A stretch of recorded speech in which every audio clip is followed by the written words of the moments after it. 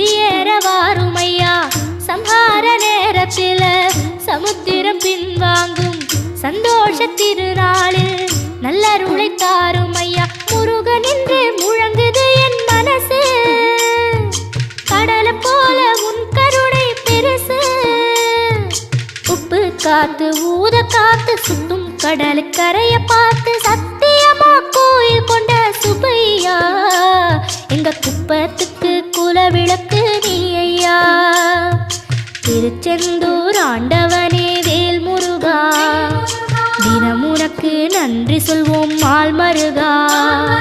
திருவடியில் தவமிருப்போம் திருமுருகா.